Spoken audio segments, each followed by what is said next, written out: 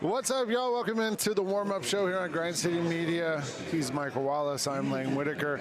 Thanks for joining us for the next half hour as we get you ready for tonight's Memphis Grizzlies home game. The Grizzlies taking on the Brooklyn Nets. And if it feels like it's been a while since we did this, that's because it's been a while. It's been a while. 8 days since the last home game, and the Grizzlies haven't had a game since Sunday, thanks to the NBA Cup and the way all that played out. So the Grizzlies getting back to action tonight, and they're coming in hot. Grizzlies are 17-8. Brooklyn Nets 10-14. And the Grizzlies, more importantly, winning 9 of their last 10 games and doing it in a dominant way, Mike. Almost every one of those 9 wins. No question about it, Lang. And the one thing you have to ask yourself going into tonight's game is the rest versus rust, kind of thing. And you know the Grizzlies benefited, just like any team would, for getting this extended time off because of the nagging injuries. You know, obviously Zach Edey made some progress with his injury. Des Bane, Marcus Smart, some of the other guys, John Morant, they all had some level of ailments. And when you get this kind of time off, it definitely helps. But the Grizzlies were red hot, as you said, 9 out of their last 10, coming off their most impressive victory, probably their most impressive regular season victory of the Taylor Jenkins era when you talk about what happened in Boston. So we'll see what kind of effort they can get out here tonight. They certainly shouldn't lack for motivation against this Nets team. Yeah, at practice this week, and we should say Taylor Jenkins gave the team 2 days off, 2 full days, Monday and Tuesday. The guys didn't come in at all. Then Wednesday, Thursday they practiced, and I asked Taylor about it at practice Wednesday, and he said they tried to think about this in a way to, like, yes, give the guys some time away, but then ramp up into it a little bit. So Wednesday was, he said they were trying to find low-hanging fruit that they could attack. That's his new term. I know. That's his new term this season. He used it a few times Wednesday. Yes. And then on Thursday they were going to try and do more one-on-one, that kind of thing, and play a little more physical and get back at it. It's, like you said, a blessing and a curse because you want time off. You need guys to get healthy, but do you really want to take time off right now, like when the team is playing the best they've played all season? So, and I would say yes, only because when the Grizzlies hit this stretch, when they hit this break, they were one of only a handful of teams that have played 25 games already, at that point of the season. They were the first team to reach 20 games because of the truncated schedule that they faced coming right out of the gate. So they played a lot of basketball, and their bodies needed to sort of reset and recover. And I think it's good for them. The way that they were playing, though, is predicated on ball movement. It's predicated on pace, and I think now it just gets a chance to reset. I actually, at practice on Wednesday, I asked Santi Aldama about it and asked about getting back at it after this long break and how they feel heading back into it right now, and here's what he had to say. Yeah, I mean, this is kind of like the state we want to be in, but like also knowing how tough it is to win games. Obviously, we're in a roll, we're feeling good, but at the same time, like, it's because we're here every day, it's because we work every day. It's not just like, oh, we're just going out there and winning games. Like, we're working every single night, and I think we just know what it takes to win 9 out of 10. Now we just got to find ways to keep doing it in the next, 70, 60 games we have. I don't know. So at the end of that, Santi was like, we played 25. We're going to keep it up for the next 70, 60 games. Not really, doing the math that it's an 82-game season. But then Desmond Bane, when he spoke to us, said something about we want to play strong all the way up until June. Yes. And I think Santi's number might kind of line up with Desmond's timeline. We talked about it this morning on the Jessica Benson show. It made me wonder, are these guys thinking not just playing until the end of the season, they're thinking bigger picture here? They absolutely are. They absolutely are, Lang. And they came into the season thinking that way. This was one of the reasons why sacrifices had to be made with Taylor Jenkins' coaching staff. Sacrifices had to be made in the rotation. Guys got 1-year deals when they were wanting multiple-year deals. And when it comes to, a guy like Kennard. And, Marcus Smart wants to be a starter, but he has to come off the bench. Everyone is sacrificing right now, and they're sacrificing for the bigger goal in mind, and that's to make it to June. This team, why not? Like, when you're looking at the Western Conference standings right now, the teams that are ahead of you, we talk about Houston and Oklahoma City, they haven't done as much as you've done in the last few years. The teams that are behind you are aging, and it's going to be, them eating up on one another. The Grizzlies' time is right now, and this team, if they can't get to, like right now, you got to get to second round, third round of the playoffs, which is the conference finals. And once you get there, look at what Dallas did last year. You're just right there. So the Grizzlies are on the cusp. And I would say if the knock on the Grizzlies is they haven't done a lot in the postseason. They haven't proven themselves.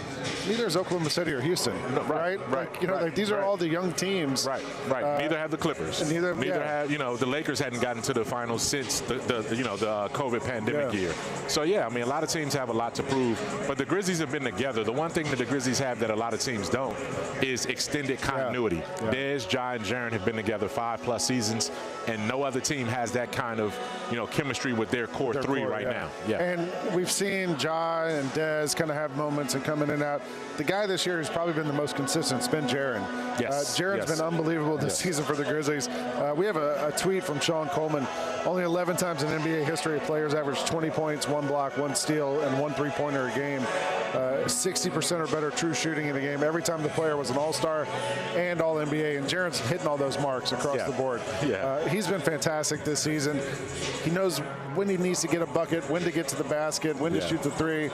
It's different to me than his all-defensive player season a couple years ago when he was defensive player of the year. The defense is still there. Maybe he's not as focused on the blocks and that kind of thing, but he seems to kind of know now, like, all right, this is where I can make my mark on this game offensively, and that seems to be his focus most nights. And you're seeing a maturity in terms of how he's attacking games. He's identifying when he has mismatches. He's holding his hands up and saying, hey, get me the ball, either on the post or out front so I can break down the defender. He knows that there's not a big in this league that can stay in front of him or is strong enough to go against him. I knew Jaren was at a different mindset in the first Lakers game when they played here. You know, not when they played here, but there was a game, I want to say it was Joel Embiid. I think, did Embiid play? Okay, Embiid played. And Jaren went right at Embiid, like body to body to Embiid. And that's not a move that Jaren would have made 2 years ago, 3 years ago, 4 years ago. He knows his strengths are where they need to be right now, and he's playing with the physical maturity and the mental maturity right now. That's not just All-Star. I think that's a given. I think he's headed for All-NBA. And if the Grizzlies keep trending like that, you got to throw him in the discussion for sort of the back end of MVP potentially because of what he's doing on both sides of the floor. Chris Harrington wrote a piece in the Daily Memphian sort of about this topic, and he mentioned there was a game the other night where, I think it was the Boston game or the Washington game, where Jaren went left 3 plays in a row, and you think, oh, well, he's got to find the counter. And on the next 2 plays, he went right. Like, he just kind of in his head knew already, like, you know, they can't stop me this way. I'm going to set him up. I've got this move, too. And you know what was impressive about that? The first night he did it against Porzingis in the front line of Boston. The second night he did it against the guy that went ahead of him in the draft. You remember that? I mean, it's one of those situations where Marvin Bagley has just been an NBA journeyman for so long. Valanciunas was in there, too, though. Valanciunas was in there, too. But these journeymen have, you know, sort of guys that were ahead of Jaren. Jaren had to learn under Valanciunas when Valanciunas was here. And now you see this guy's clearly on a different planet than some of those other guys right now. We got a tweet earlier while we were doing the show that Zach Edey is officially out for tonight. He did move from out to doubtful, which is a step forward for him. I don't know if that... And then doubtful to out. So I assume like in the next week or so, maybe we see him come back. So that means he'll be likely questionable when they get on the plane and go to Los Angeles to play the Lakers. And then we'll see how they trend heading into this year. Hey, look who joins us. Look who joins us. Yes. Look at you. We're having a Grind City Media reunion. There's Megan Triplett from the Yes Network. Brooklyn. Is that what she is now? That is. She's the sidelines for the Nets now. But Megan was here with us forever. Hey, we're going to take a quick break. We're going to come back. Jessica Benson, Megan's old partner, is going to join us here on the warm-up show on Grind City Media. Who will lead the Grizz in steals this season? I'm going to go with Pippen for steals this season. So I'm going to go with Jaren. I'm going to go, as long as he's in the rotation, I'm going to go Jake LaRavia for total steals, and I'll have Marcus Smart in my back pocket for steals per game. Hey, Grizzlies fans, be sure to tune in to Grizzbeat, where the panel and I break down all things Grizzlies and take a look at the rest of the NBA as well. The show is live every Wednesday, 2 p.m. on YouTube at Grind City Media and the official Grind City Media app. We didn't talk about owling, and you're telling me you didn't know owling? What the hell is an owling? Owling is worse than Tebowing. What is an owling? How far can Kyra zoom out on this camera? She can zoom all the way out. Can she zoom out? What are you doing? I'm owling. Okay. Wait, why were we doing this? What is that? Tune in to the Jessica Benson Show with CJ Hurt live every weekday at 8 a.m. on YouTube at Grind City Media and the official Grind City Media app. Yellow laces, really bright yellow primary color. You got black on the trim and on the edges. I gotta get 'em. And you got some red there as well. Look at that right there, Mike. Look at that right there. Man, look at that G. Look at that G, boy. That G is moving strong right there, too, man. Get all of your HBCU sports and culture news by tuning in to HBCU Huddle with CJ Hurt and Mike Wallace. New episodes drop every Thursday on grindcitymedia.com, YouTube, and Spotify. D'Anthony Melton took my little guys, to the ice cream stand. He was like, I'm going to get ice cream. You want to go with? So he took my little guys to the ice cream stand. So, guess who their favorite player is now? John Morant. But outside of that, D'Anthony Melton's pretty high up on the list. How about this? We got youth small D'Anthony Melton jerseys at our house right now. Love D'Anthony Melton. That was a fun night. It was a fun night, man. The Gary Parrish Show, live on weekdays at 10 a.m. on YouTube at Grind City Media and the official Grind City Media app.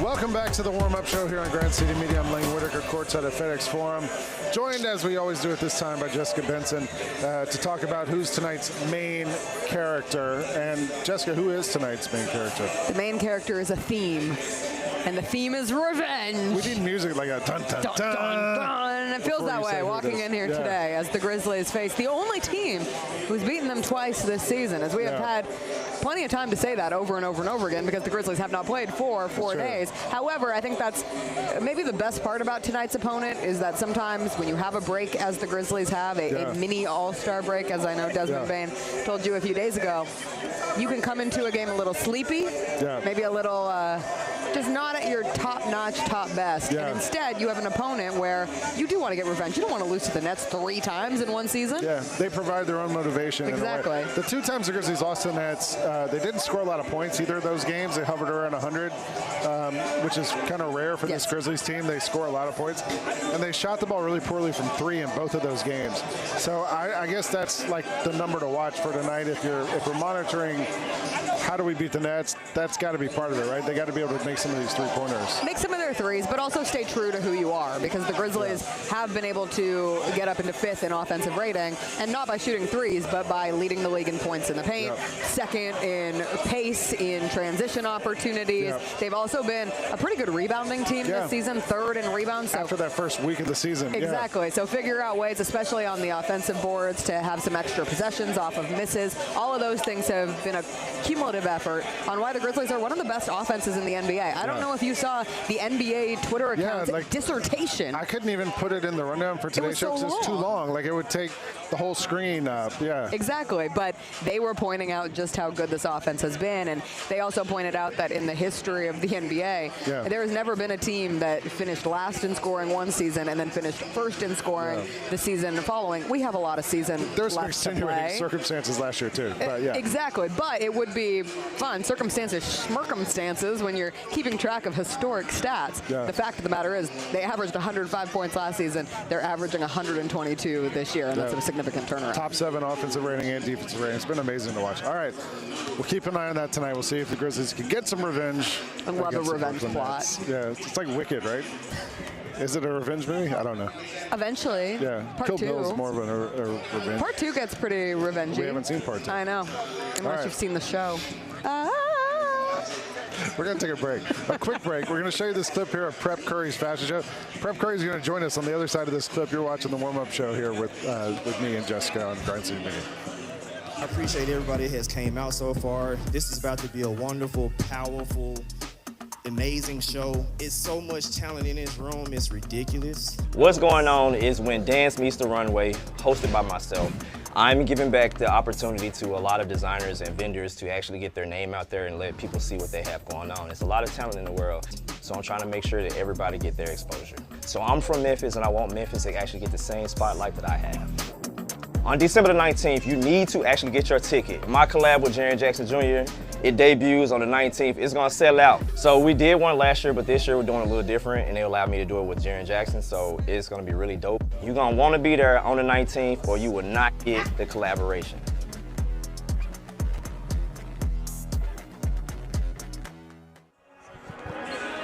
Welcome back to the warm-up show here on Grind City Media. I'm Lang Whitaker, and I'm joined now by Prep Curry himself. We just saw the video of your fashion show. That was on Sunday, right? Yeah, it was this past Sunday. Yeah, so this is your second year. Second year in the 191 collaboration. It's going to be next week, the Warriors game, the 19th. Before the game, we've talked about this before. The 191 collab works. You got to get here an hour and a half before the game starts. Yes. Tell me, going into this year, like, what was your thought about? I guess we should also point out that this is the first time you did it with Jaren Jackson Jr. Yes. Yeah. Yes. So Jaren had some say in this. What was your thought going into this year's collection, and like, what was your inspiration? Well, my inspiration behind this one was everybody know Trip be with the drip, so I gotta actually like level it up and do what I do normally, and I didn't want to like bring something so simple this time, so I want to bring a little bit more of me and a little bit of him. So just basically a little flair. There's some of the items right there. Yes. I saw on your website you said, or maybe it's social media, but you said this is your favorite collection you've ever done. It is, because it speaks a lot about me as a person. It's very spontaneous, very outgoing, and it's something that you can wear all year round. Everything you see is spring, summer, and fall. Yeah, I can tell. I mean, you've got the jacket on right now and the bag, which we can't see because it's behind you. Yeah. I'll show y'all, don't worry. He's got it all. What was it like working with Jaren on this? That was cool. It was different because it wasn't just him. It's the input of his whole team. Yeah. So just see how the well-oiled machine actually runs behind each one of these individuals is actually impressive. I know you've done collaboration or stuff like with Banana Republic and other designers and stuff like that. Is this the first time like working with another like designer? You know what I mean? Like, yeah, honestly, it's usually me. Like it's always just me and my ideas. So it was a little different to actually go off of somebody else's thoughts. To have a teammate. Yeah. In a way. Yeah. That's what it did. It taught me teamwork. So yeah, that was actually interesting. I was just say, what's your favorite piece out of the collection, do you think? I would say probably the cardigan.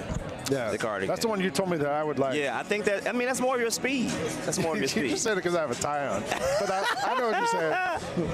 I have to wear a tie because they told me I got to wear a tie. I mean, because you can wear it here. Yeah, well.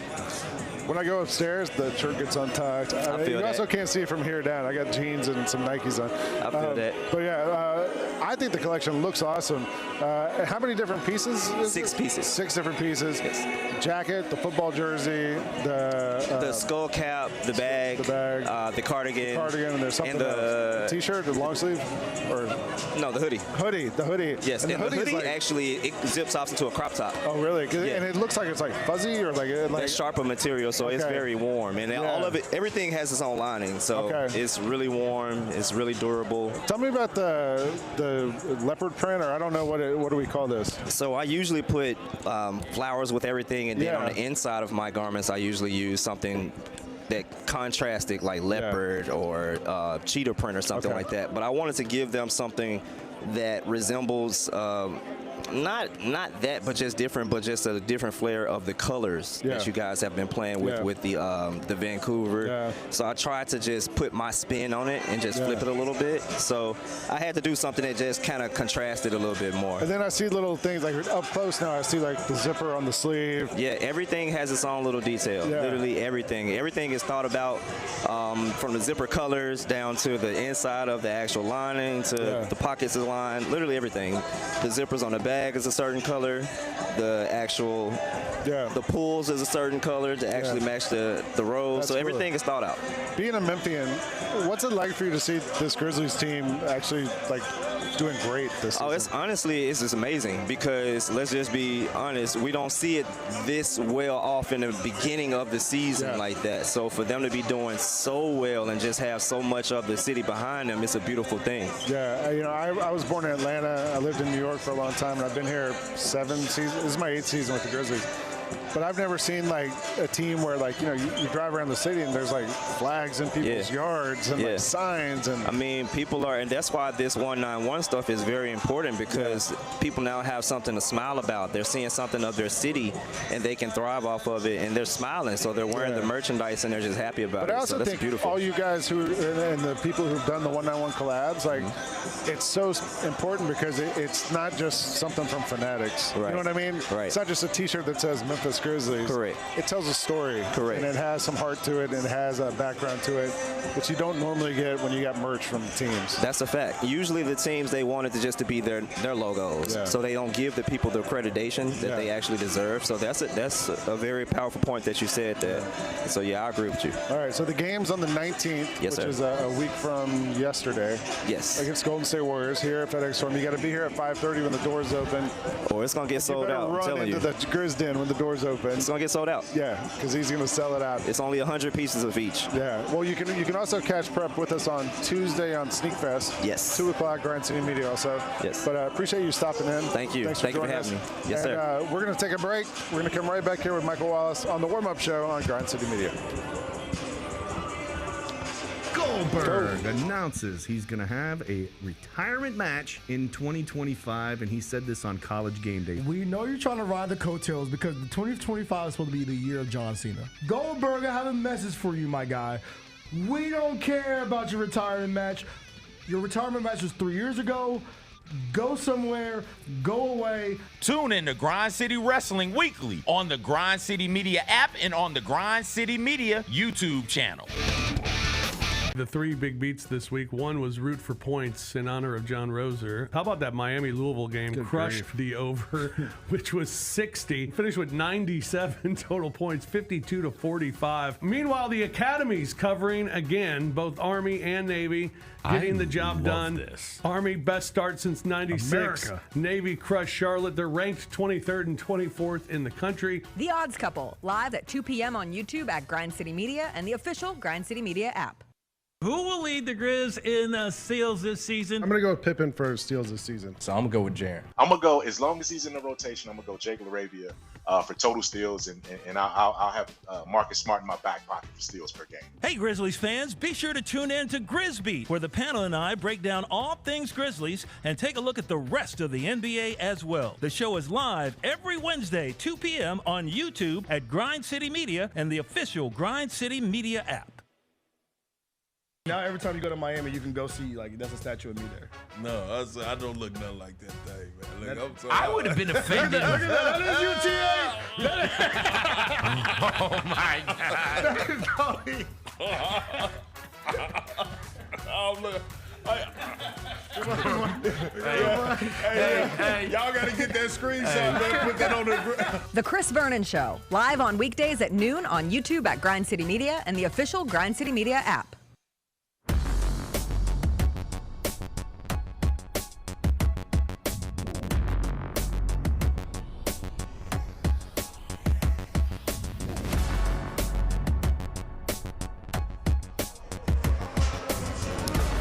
Welcome back to the warm-up show here on Grind City Media. I'm Lang Whitaker with Michael Wallace. We are about 7 minutes from kicking it over to all the other pregame shows on FanDuel Sports Network and ESPN 92.9. But Mike and I are going to finish it up right here and get you to the game and go around the NBA right now and talk about some things happening around the league right now. The NBA Cup is happening without the Grizzlies, which is why the Grizzlies got that whole week off. But we're down to the Final Four of the NBA Cup. We got the Hawks, the Bucks, the Rockets, the Thunder. Right.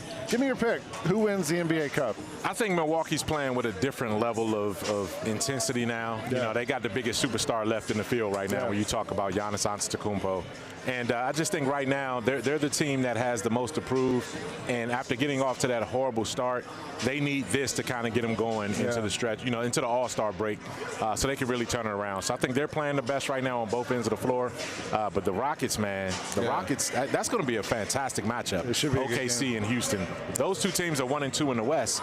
And, you know, you don't have that on the other side, right? No. So this means something to both of those teams as well. OKC is, you know, without Chet Holmgren still, so they don't have their full complement. But I was watching that Rockets-Warriors game the other night, and the Rockets, man, they were playing. Yeah. Charles Barkley, I thought, said it best after the game. He was like, they don't really know how to play basketball. They just play. You know, they're still so young. Yes. And they're just going 100 miles an hour, and they don't know, like, how to kind of pace themselves and play their style. But that's dangerous. It feels like a team that makes like a tournament run. Maybe it's the Rockets. Who knows? And I do think, I mean, you got to give Ime Udoka credit for being a hell of a coach, man. I don't think, you know, obviously he had Boston in the finals, right? and then he had the controversy, kind of that derailed him a little bit. But this Houston team plays with his mentality. They're tough. They get in you. They're interchangeable, and they don't back down from anyone. And I love the way that they're playing. They're going to be a headache. I've said it all season long that Houston, based on the way they finished last season, to me, they're the most dangerous dark horse in the West because they're unpredictable, and that's part of the reason why they're like that. When I watch them play, I mean, Van Vliet can get you a bucket when you need it. Yeah. They don't really have that second backup point guard yet. I think there's still a couple of places they could add, and Jalen Green's awesome, but it's kind of in fits and starts, and and they don't play Reed Shepherd. They picked him 3rd overall. You know what I mean? They identified him as a guy that they can, and he was supposed to be one of the rookie of the year candidates. He can't even get in the game right now, so we'll see where that goes for them. December 5th. I'm going. You didn't tell me who you're going with. I'm going with Milwaukee. Who you got? I'll go with Atlanta. Why not? That's where I'm from. I don't know. We'll see if the Hawks can keep it going. They've been playing pretty well, too. They have. December 15th is when guys who signed contracts in the offseason can be moved for the first time. And you're starting to see a lot of this chatter around the league about who's getting traded, who's going where, who's going to.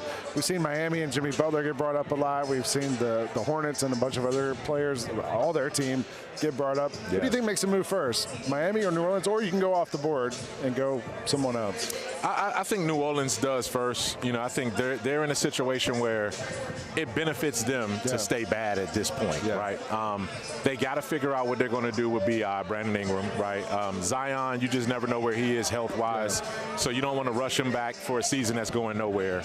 And I think they're going to be an aggressive team moving, and also look out for Washington too, because Jonas Valanciunas just doesn't belong there. He needs to get sent somewhere else, and they're clearly playing for the lottery. So those are the two teams that I would say will make the moves first. It'll be interesting because the new salary cap structure and all this, the second apron and all this, makes it a lot harder for teams, especially teams that are over the second apron, to do anything. Right. So it'll be interesting to see what some of these teams are able to do or not able to do as they go along. Right. But it is restrictive. So when you're talking about, the dream scenario of LeBron James and Golden State and LA making a deal, you have so many different limitations because of the second apron and all of those kind of things, which also makes it hard for the Clippers to make a deal too. And they're, right now, Kawhi Leonard looks like he's trending towards making his return, his debut pretty soon too. Yeah, we'll see what happens. There was a report this week that Amazon is looking at Dirk Nowitzki as one of their game analysts. Yeah. When they take over their part of the NBA rights puzzle next year. Yeah. I think Dirk would actually be a great analyst. We've seen him some here and there, and I just haven't talked to him through the years. He'd be great. Who would you, we both talked to all these guys off the camera and all this stuff. Who do you think would be a great game analyst? That we haven't seen yet, right? That we haven't seen yet in terms of an analyst role. I don't like necessarily him more as a podcaster. Because he just says so many outlandish things. But I think Gilbert Arenas will be great because I know how smart he is in terms of knowing the game. He knows the stories. He's got behind-the-scenes access to all of these guys, and he's a great communicator. So I think Gilbert Arenas, in terms of a former player who speaks really, really well, and he's articulate, and he's just so corny sometimes too. So I think he'll be a guy that comes to mind when I saw this. I mean, what about Jeff Teague? Jeff Teague too. Jeff Teague's podcast is unbelievable. It is. But he's more of a storyteller, I feel like, than he is like an in-motion analyst. game back and forth. And I think Gilbert would be able to be on top of what's happening live. So we're about a minute and a half away from signing off here and getting you over to the other pregame shows. Give me one matchup tonight that you're looking at between the Brooklyn Nets and the Memphis Grizzlies. Well, I mean, you got to look at what Cam Johnson did last game. He was the guy that really flipped the game. I'm assuming he's playing. The Nets have a bunch of guys that are out, but I think he's playing. Ben Simmons also is going to be a headache. So how the Grizzlies defend Ben Simmons and Cam Johnson, two guys that play differently, is going to be you got to win. So Marcus Smart and Jalen Wells on those two guys. Those are that's my matchup there. What do you see? I want to see the Grizzlies shoot three-pointers, because both the games they lost, they didn't shoot the three very well. Didn't get up a lot of points. In New Jersey, the Nets jacked up 77 threes in those games. So we got to see if the Grizzlies are able to kind of fix those things that ailed them in the 2 losses and bounce it back.